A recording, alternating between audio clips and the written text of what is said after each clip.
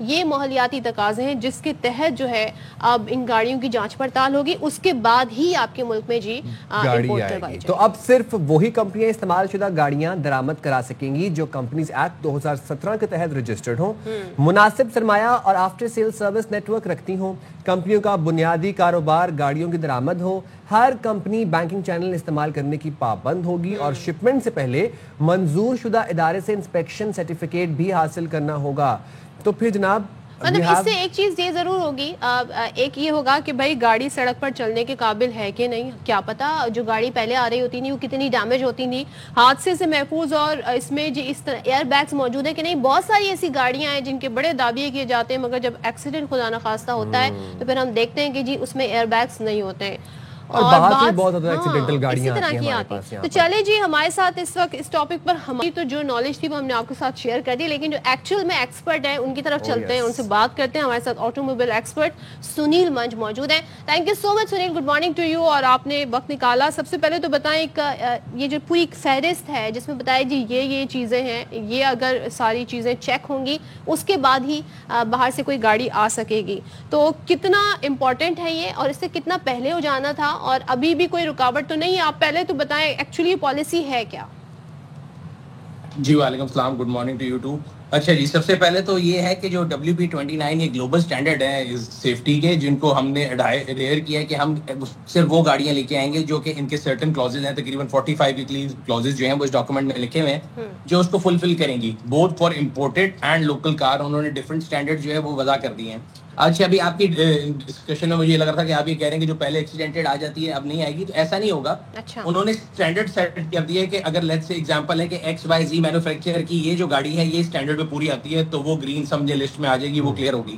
وہ یہاں پہ آ کے کسی نے ایکسیڈنٹ منگائی ہوئی وہ ایک علیحدہ بات ہے, but we are talking about the standard جو سیفٹی کے ہیں, جس میں آپ کے SRS ایئر بیگ سے لے کے ریسٹرینٹ سسٹم سے لے کے لائٹنگ سسٹم, امیشن, ہر چیز کا ایک اسٹینڈرڈ شامل ہے.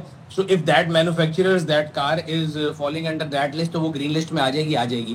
اگر نہیں آتی ہوگی, وہ اس کو پورا نہیں کرتی ہوتی, تو وہ امپورٹیبل نہیں ہوگی. So it's not pertaining to the news, جو اکثر میں نیوز میں دیکھ رہا تھا کہ جو پہلے ایکسیڈنٹڈ گاڑیاں آ جاتی تھیں تو اب امپورٹ نہیں ہو سکیں گی. کوئی فزیکل چیک نہیں ہوگا, the check will be on the chassis number کی یہ سرٹن گاڑیاں ہیں, یہ گرے لسٹ میں ہے, سرٹن گرین لسٹ میں ہے, جو کہ ایک اچھا اقدام ہے کہ ہم سیفٹی کے اسٹینڈرڈس کو اپنا رہے ہیں. پہلے ہمارے یہاں پہ ایسی گاڑیاں بھی تھیں جن میں ایئر بیگ تو دور کی بات ہے, سیٹ بیلٹ بھی نہیں ہوتی تھی. صحیح بات. So it's good that we are adhering to the standard, اور یہ اسٹینڈرڈ لوکل اور امپورٹڈ دونوں گاڑیوں کے لیے سیٹ کیے گئے ہیں. اچھی بات ہے, کرنے چاہیے. کافی عرصے سے ہم لوگ کہہ رہے تھے اس پہ بات ہونی چاہیے, and I think EDB has taken a right step. اور جو گاڑیاں, میں اگین ریپیٹ کر رہا ہوں, جو مینوفیکچرر کی گاڑیاں ان اسٹینڈرڈس پہ پوری ہوتی ہوں گی ان کو امپورٹیبل وہ اجازت ہوگی, جو نہیں ہوں گی وہ نہیں کر سکیں گے. سملرلی جو لوکل گاڑیاں ہیں, فار ایگزامپل اگر کسی گاڑی کے اندر سنگل ایئر بیگ تھا یا ایئر بیگ نہیں تھا تو ان کو اپنا وہ ویریئنٹ ڈسکنٹینیو کرنا پڑے گا, بیکاز جو WP اسٹینڈرڈ ہے اس میں ڈوئل ایئر بیگ کے بغیر گاڑی نہیں آ سکتی. اس کے علاوہ بھی وہ پوری جو سیفٹی اسٹینڈرڈس کی ایک لسٹ ہے جس میں گاڑی کے آپ سمجھیں ہیڈ ریسٹرینٹ سے لے کے SRS سے لے کے ایگزاسٹ سسٹم کی جو امیشن کنٹرول ہے وہ بھی شامل ہے. اچھا سنیل, اگر ہم لوکل اسمبلرز کی بات کریں, what are the safety standards for them, اور ان میں سے کتنے اصولوں پر عمل کیا جا رہا ہے, کیا تمام پر عمل درآمد ہو رہا ہے؟ آئی تھنک یہ پچھلے 2 سال سے اس کے اوپر کام شروع ہو چکا ہوا تھا اور local industry was aware of this, and that's why you can see Pakistan میں کئی ایسی گاڑیاں جو کہ بڑے جنریشن سے چل رہی تھیں, bus of Pakistan, but they had to discontinue them just because of the reason کہ اس کے اندر ہی سیفٹی اسٹینڈرڈ پورے نہیں ہوتے. اینڈ آئی ڈونٹ تھنک ابھی کوئی بھی ایسی گاڑی لوکلی مینوفیکچرر ہو رہی ہوگی جو ان اسٹینڈرڈ پہ پوری نہ آ رہی ہو.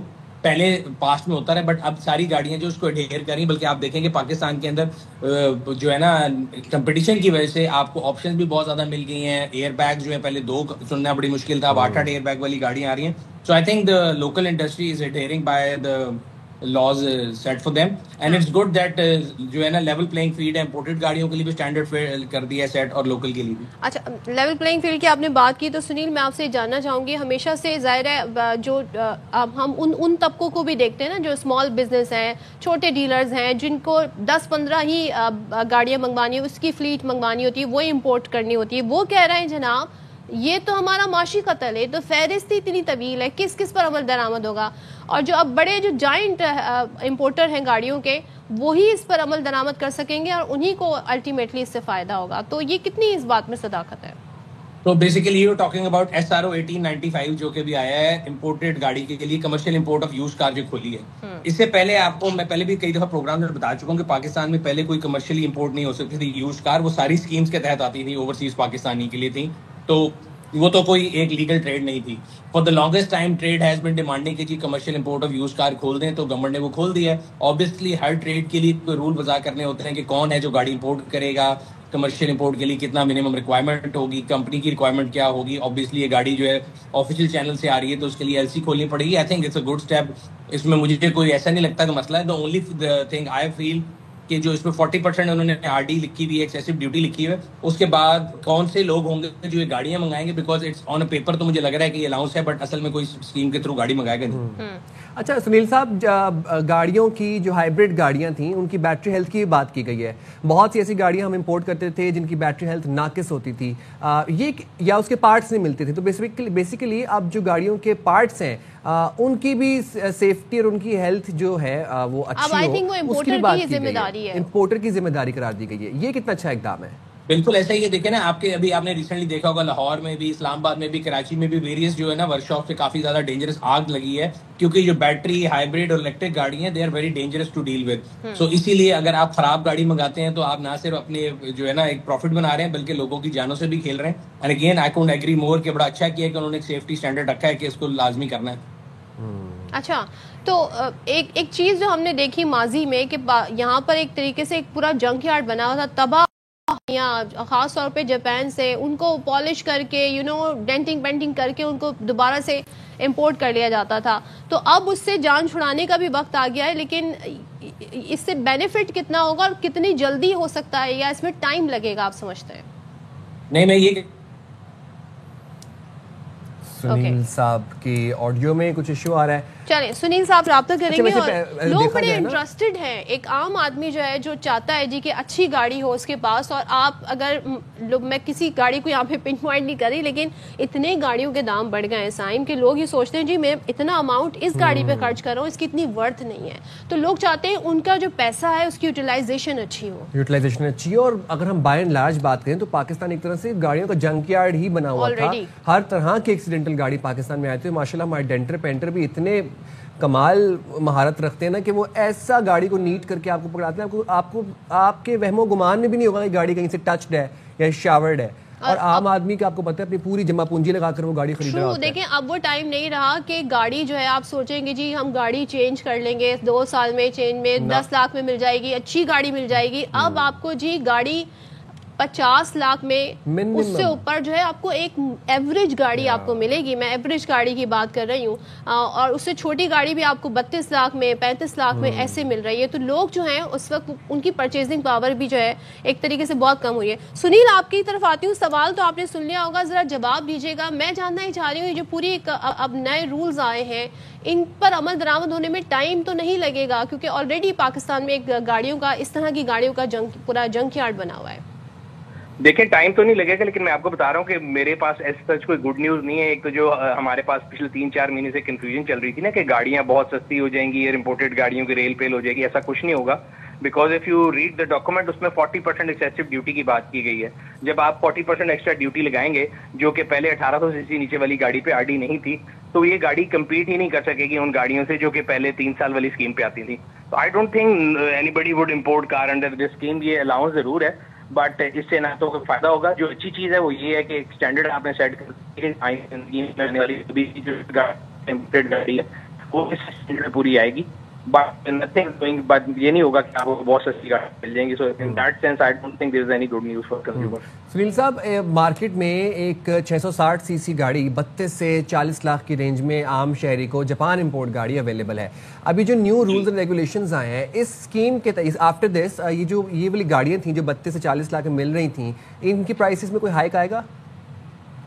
इनकी प्राइस ऊपर चली जाएगी जो इंपोर्टेड गाड़ी हैं। लोकल वाली तो आपको 34 से 36 लाख में मिल जाती है, इंपोर्टेड 40 से 50 भी जाती हैं। लोगों का ये ख्याल था हर किसी का कि जब 5 साल की इंपोर्ट खोलेगी तो ये 30-32 लाख की हो जाएंगी। ऐसा नहीं है, नए रूल्स के मुताबिक मेरा ख्याल है उससे महंगी कॉस्ट करेंगी। अच्छा, ये पहले एक जमाने में ऑक्शन शीट हुआ करता था, अब जी। उस पे भी जो है कहते हैं ना, ज़ाहिर है हर जगह हम देखते हैं कहीं ना कहीं कुछ ऐसी मोनोपोली भी होती हैं या उस पर ठीक से अमल दरामद नहीं होता। अब इस सारी सूरत हाल में उसका क्या बनेगा?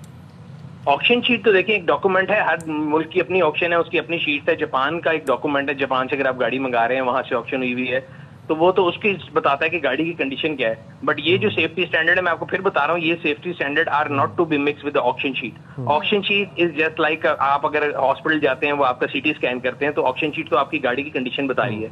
वो आप समझ लें कि जो यहाँ पे बात हो रही है वो आपके आईडी कार्ड की बात हो रही है, गाड़ी के विन नंबर की बात हो रही है कि विन नंबर से चेक करेंगे कि गाड़ी में क्या क्या ऑप्शन आती है, उसमें फेयर करने के लिए क्या हम अब मैं अपनी मालूमात के लिए, नाजरीन की मालूमात के लिए समझना चाह रही हूँ, जैसे जापान है, कोरिया है, यहाँ से इनको सर्टिफिकेट मिलेगा, उसके बाद ये पाकिस्तान पाकिस्तान के बिहाफ पे नहीं, वहां से कोई सर्टिफिकेट नहीं मिलेगा। ये तो मैं आपको समझा रहा हूँ कि गाड़ी जो भी आ रही होगी उसका एक 6 नंबर होता है, विन नंबर होता है, जो कि गाड़ी की पहचान होती है। वो विन नंबर आप इंटरनेट पे भी डालेंगे तो आपको आ जाएगा कि उसके अंदर सेफ्टी के कौन से स्टैंडर्ड है, कौन से नहीं है। तो इफ वो सेफ्टी स्टैंडर्ड पूरे होते हैं तो वो आ जाएगी। कंडीशन जो आप चीज कह रही हैं ऑप्शन शीट, वो होती है गाड़ी की कंडीशन, उससे कोई ताल्लुक नहीं। वही मैं बता रहा हूँ, वो गाड़ी नहीं आएगी, एक्सीडेंटेड फिर भी आ जाएगी अगर उसके अंदर सेफ्टी ऑप्शन पूरे थे। Right, thank you very much Sunil मान साहब। शुरू में रेंज रोवर की बात की थी, उस पर मैं कमेंट करना चाह रहा था। जी प्लीज प्लीज। तो पाकिस्तानियों ने कोई चोरी नहीं की, हम कोई चोरी में आए, हमें दुनिया में बदनाम किया जाता है। सही बात है। भी उठा था, बहुत मीडिया में चला। सो अगर आप जाएं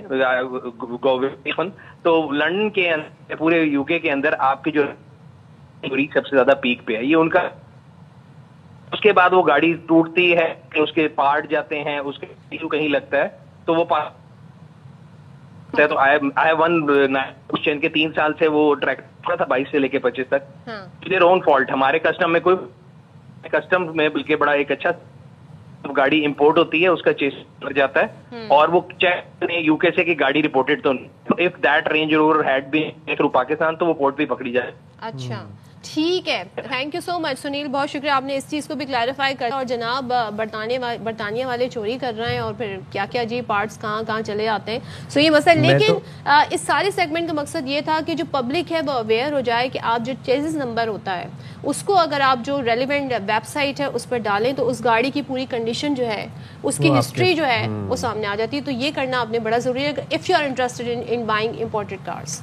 बिल्कुल जनाब।